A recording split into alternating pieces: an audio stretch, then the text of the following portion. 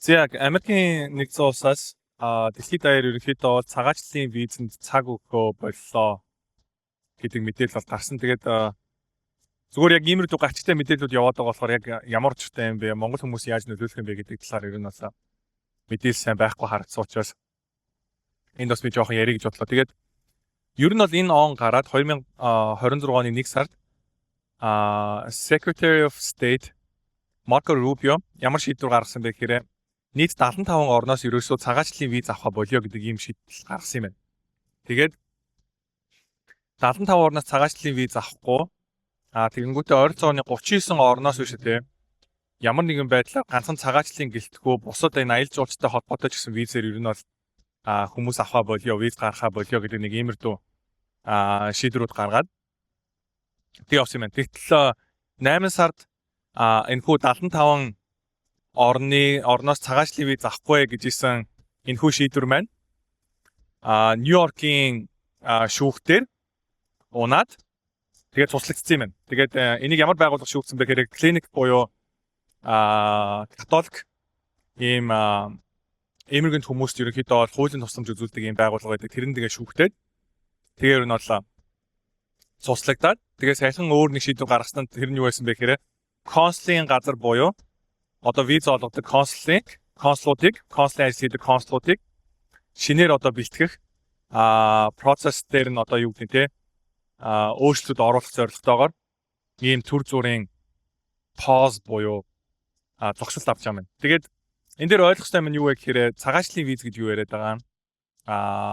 Зүгээр non immigrant visa гэж юу яриад байгаа юм бэ гэдгийг хэвлэлээр тайлбарлах юм бол immigration visa гэдэг маань Америкт ер нь бол урт хугацаагаар амьдрья, байнгын оршин суугч болёо гэдэг хүсэлт гаргаж байгаа визийг хэлээд байгаа. Тэгээд энэхүү 75 орн маань энэтэй холбоотой. Энэ 75 орн дотор Монгол байгаа даа байхгүй юу?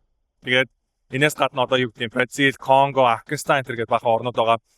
Дээрэс нь 39 оронд 20 гэж тавиад байгаа. Энэ хоёр нь юугаар ялгаатай вэ гэхээр 39 орн нь болохоор National Security буюу Америк орны аюулгүй байдалд аюул учруулж болох үе орнууд гэдэг ийм орнуудын жагсаалт байгаа. Тэр нь одоо юу гэдэг нь терроризмд халдлага одоо хийх магадлал өндөртэй орнууд гэх мэтлэн 75 орн болохоор public charge буюу Америкт ногоон карттай болоод ямар нэгэн байдлаар одоо permanent resident гэж ярьдаг тийм урт хугацааны оршин суугч болоод тэгээд цаашдаа иргэн болох юм замналтай иймэрхүү оршин суугч болоод Америкт ирэх юм бол Америкийн тусламж янз бүрийн одоо тийм эрүүл мэндийн тусламж, хоолны тусламж гэмүү иймэрхүү тусламжуудыг авах магадлал өндөртэй 75 орн байдаг гэж үзэж байгаа юм. Тэгээд энэ 75 орн дотор манай Монгол байдаг юм байна л да. Тэгээд тийм учраас ийм орнуудаас одоо жишээ нь цагаачлалын виз авах болох хүсэлтэй байна гэдэг хүсэлт гаргасан бол тэр маань 8 сард